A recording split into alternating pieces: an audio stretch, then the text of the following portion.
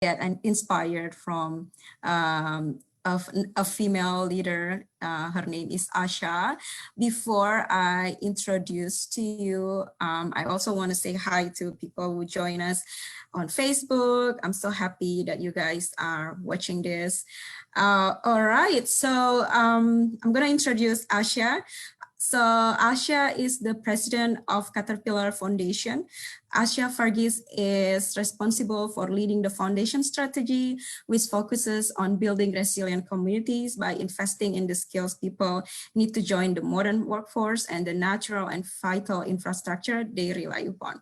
Prior to joining Caterpillar, Asha was at GE for 15 years, with her most recent role as the Director of Global Health at the GE Foundation, the philanthropic arm of the General Electric Company. Amazing, right? Also, she holds a bachelor degree in computer engineering and computer science from the University of Louisville, Kentucky, and another MBA degree from Northwestern University Kellogg School of Management. Asha is a graduate of the 2018 Presidential Leadership Scholar Program. Asha currently serves on the board of Covenant House in Chicago and resides in Chicago, Illinois. So welcome, Asha. Thank you for joining us.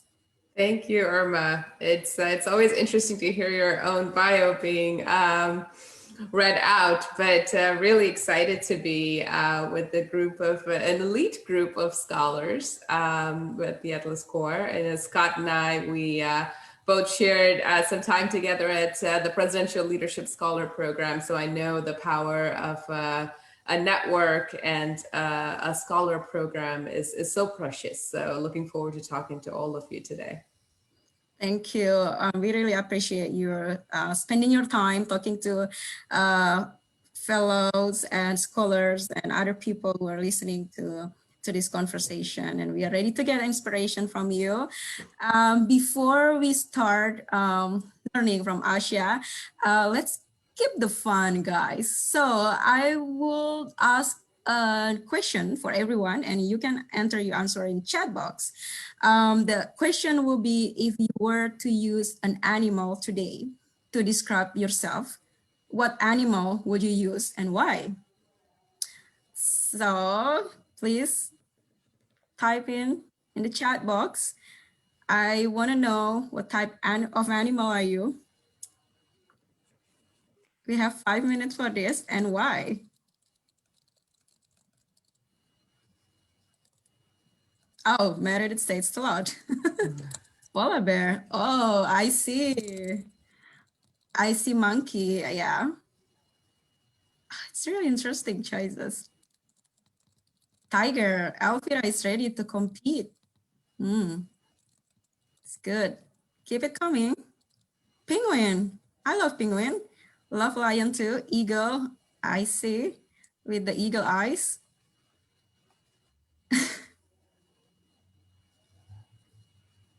Oh, old. Panda. Walrus and another lion. Marten. Because it's una marta in Spanish. Interesting. I don't know. Okay. Dolphin. Eagle. Playful dog. Impressive. Butterfly. Graceful, just like Tasha. Aaron. Dove. Wow. What about you, Asha? This is an interesting question. I know. I think I put myself down as a horse because I'm actually speaking to you guys from Kentucky today. And if you guys know anything about Kentucky, it's the Kentucky Derby, but also for its grace and agility. I'll put my money on you, yes. That's nice.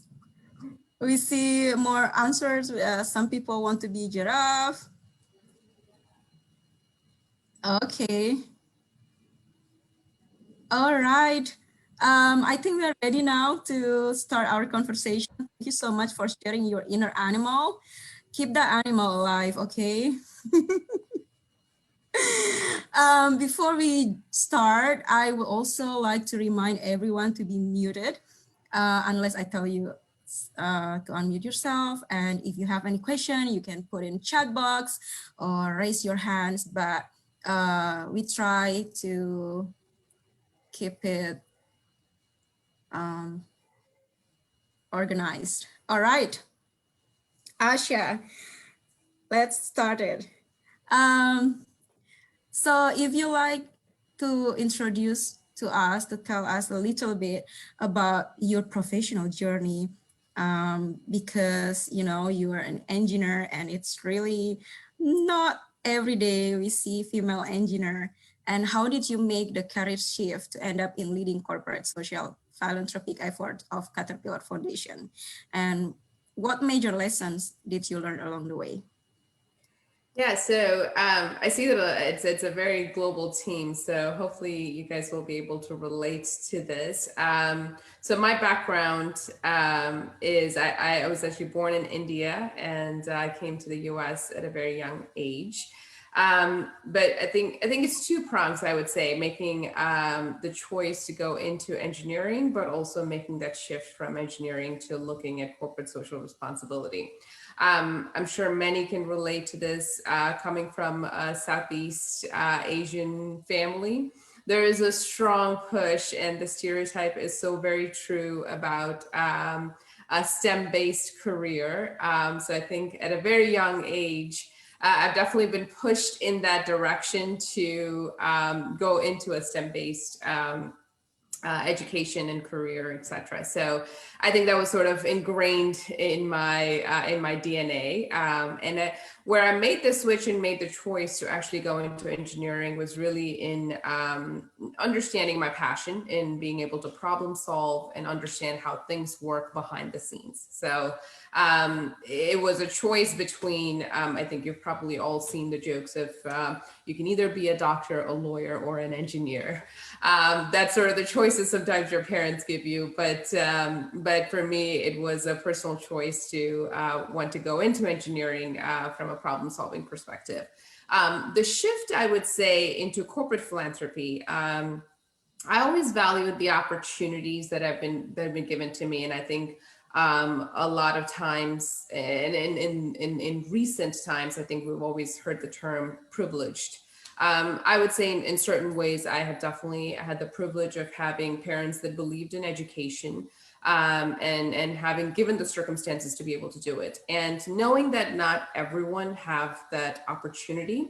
I've heard I've heard a quote about, if you have a seat at the table, you should pull another chair for someone else that's behind you. So I think that's the drive of having grown up in India partially, and be able to see some of the unfortunate situations, especially for women. And having moved to the U.S., I did not move to a big urban city. I moved to a rural town, which is where I'm actually right now. It was a one traffic light town with 400 people. So it was an interesting shift of perspective to know that even though you are in a developed country, a lot of times you may not have all the opportunities, and people struggle through it. And so hence, I've had that seed in me to be able to give back in certain ways, but do it in a very thoughtful, strategic way. And so having joined a corporation, I always look for ways to see how can you really leverage our skill set? How can you leverage our DNA and our knowledge? And that's sort of where it helped to make that shift into corporate philanthropy. In taking the best of both worlds. Corporations offer scale and sustainability, as you guys know, in what they do, and combining that with the social development world, and how do you bring those two together. So that really helped me in making that transition, and having been in corporation in various roles in getting that foundation first, before understanding how those business acumen and how the business experience can really help in global development. So that's sort of the I would say the lessons learned from along the way in looking at data and understanding manufacturing, and how do you scale and how do you establish programs, execution, your leadership skills that you get in being part of a corporation, and how do you then implement that into the social sector. So I would say those are some of the lessons learned, but also a brief into my history of how I ended up from India to the US, from engineering to corporate philanthropy. Wow, awesome. So I totally could relate with your background coming from Indonesia, Southeast Asia family, and I'm an accountant too. So I do understand the family aspect that you were talking about. But it's really interesting because you have this shift and now you are in the corporate sector. You mentioned briefly about the lesson learned that you have right now, but what do you think the role of corporate sector in addressing social issues, and what are the advantages and what are the limitations? Mm-hmm. Yeah, I think corporations have a huge role to play in sustainable development goals, which is what we're aiming towards in this decade. I think we can all agree that it's a rapidly changing world, and every sector has a role to play in making a difference. And it's really exciting to see that private sector has a seat at the table, whether it's looking at policies or in understanding how we can invest in certain economies.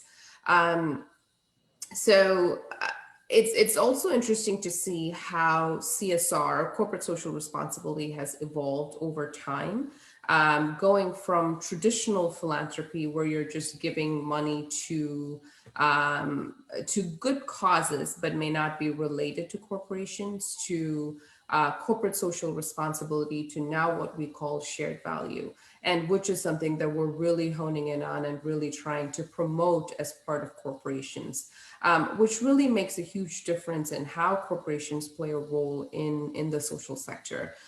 So I would say, for example, at the Caterpillar Foundation, we really focus on understanding how not just our resources as a foundation, but also as a company can really make a difference in the strategic focus areas that we're really focused on. And for us, it's in building resilient communities. You think about a company like ours that's building infrastructure, that's helping build up economies, that employs over 100,000 employees across the globe. So there's a leadership, there's a responsibility that we have to the communities where we live, work, and play. And then how do we do it in a strategic way where it is sustainable and scalable? So those are some of the things that we really look for. You don't want to give money for the sake of giving money. You want to do it in a way that even after you leave that community, that the solutions are sustainable. And if we're really approaching it from what we are good at, what our value add is, it's really in being able to scale programs.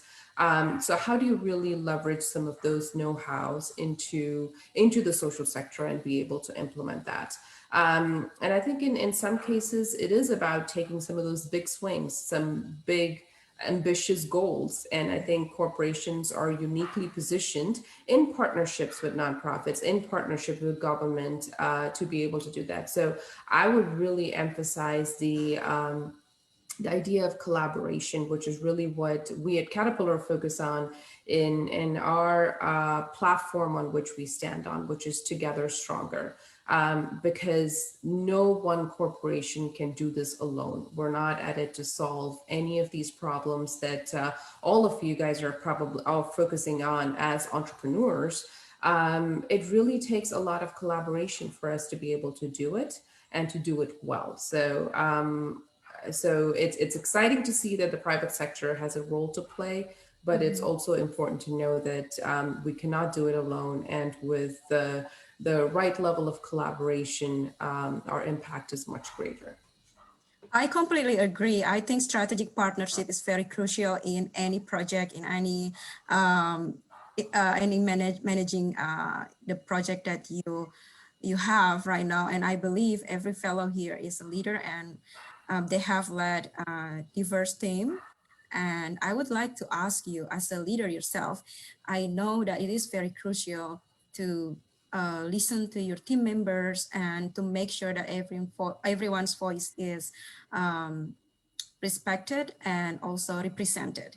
So how can you make sure that is catered? Absolutely. So I would say diverse perspectives are absolutely critical, especially in this day and age, in being able to implement impactful programs.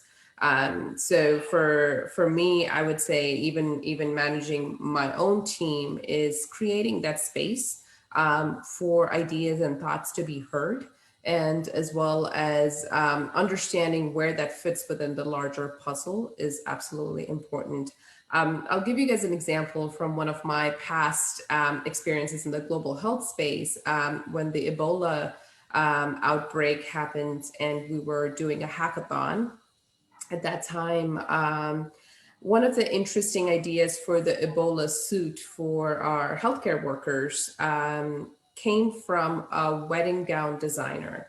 Now, in most cases, you may not really put a wedding gown designer and a pandemic or an epidemic two and two together. But I think a wedding gown designer always knows how long a bride has to stand in a gown and still be able to smile and function throughout the day. And hence that particular design came in handy when designing the outfit for the Ebola suit, which is now in production and which is what is being used by healthcare workers.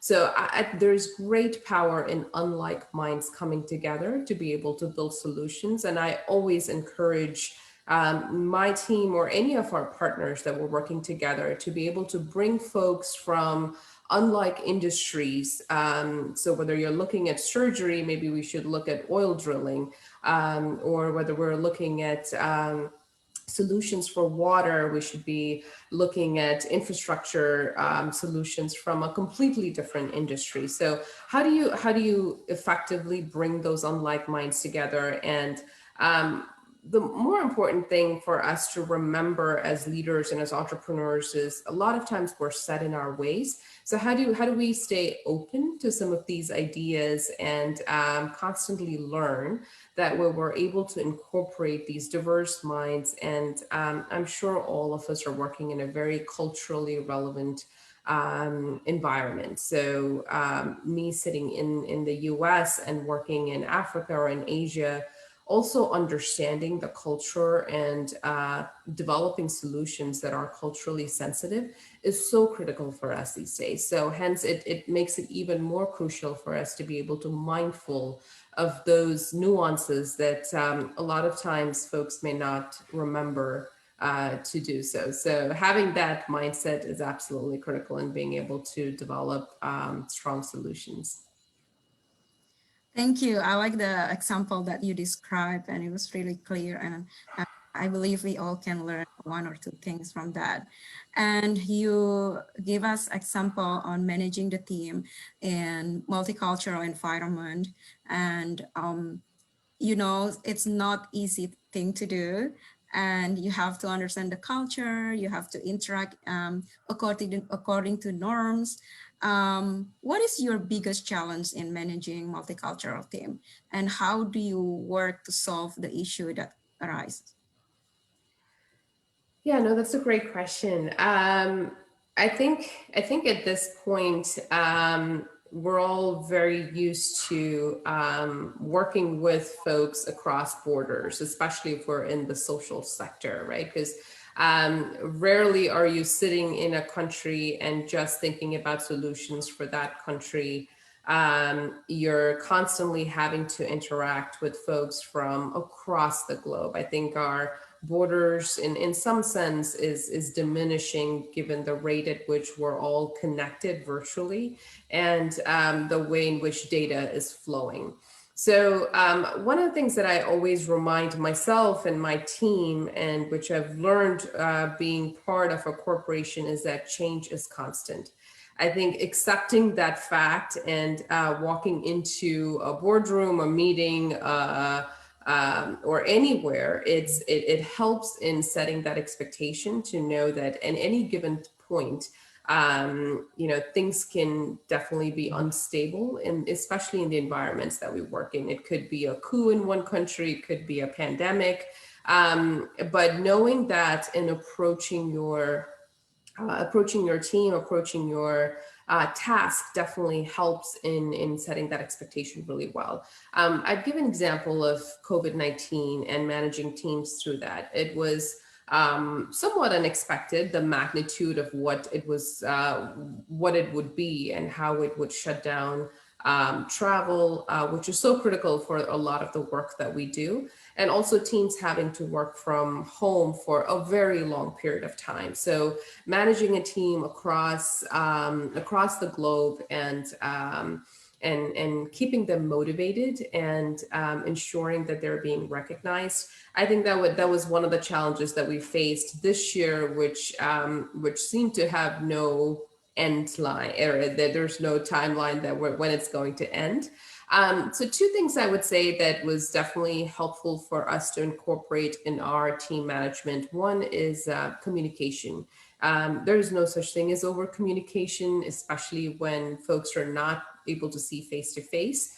And transparency in that communication. I think it really helps teams to be able to manage your expectations well. And the second, what we learned this year, and it's true every year, but I think it was more amplified this year, is in the trust.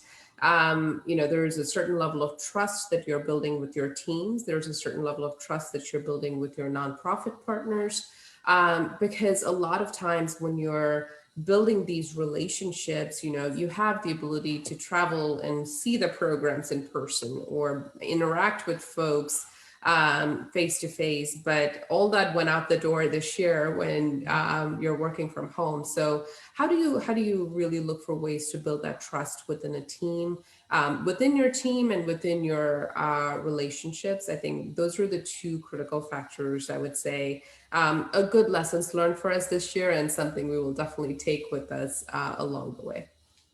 Yeah, I agree about what you say. Change is constant, change is dynamic, it's also unpredictable.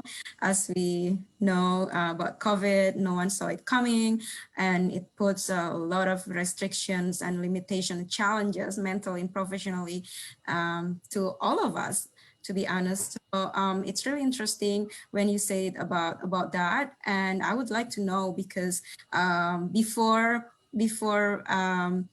when I was preparing for this interview, I listened to your podcast with Suroko, and you mentioned about creating a stable environment. And I think that's really what most people needed, especially during pandemic, because they are afraid that they will lose their job. They don't know what's happening next. So how do you create the stable environment for your team? And I know you mentioned about trust, transparency, and great communication, but do you have more tips on how to implement those aspects? Yeah, one of the things. So I do recall that interview, and in talking about what I call core values. So I'm going to take your question a little bit in a different tangent there, Irma. In understanding your core value or values, this was an exercise actually we went through during our presidential leadership scholar, and learned about how presidents make decisions. And what are some of the key characteristics that you would always find in how they make decisions? And for me, in having gone through that exercise, was stability. In building stable environments, whether it's in the solutions that we build or in my own personal life, in understanding how we can create a stable environment. So I would still continue to say communication, transparency, definitely as part of building that stable environment within a team. But also there is value, and perhaps this is my engineering background coming to play in systems thinking, in creating processes that will withstand any uncertain environment. Because I would say even despite the pandemic that we're all in today, I think we all work in environments where it is uncertain. Things can change overnight. So having that mantra of, how do you create solutions in an uncertain world? How do you showcase results in an uncertain world? And how do you chart that course? And for me, it was really looking at it from a very process and a systems oriented way, has definitely helped in creating certain frameworks and guardrails that regardless of how things may change in the environment, you still have those guardrails to fall back on. And then the rest of it's really adapting and being agile to whatever you're facing, and being able to face that. So that's where I think some of the soft skills and some of the criteria like communication and transparency and trust continues to play a role in it. But for us, it was definitely in creating that systems and guardrails that helped us through some of these uncertain environments. Thank you, Asha. That is very helpful and meaningful. And that's something that everyone can think through. Also, with that being said, and now we want to move on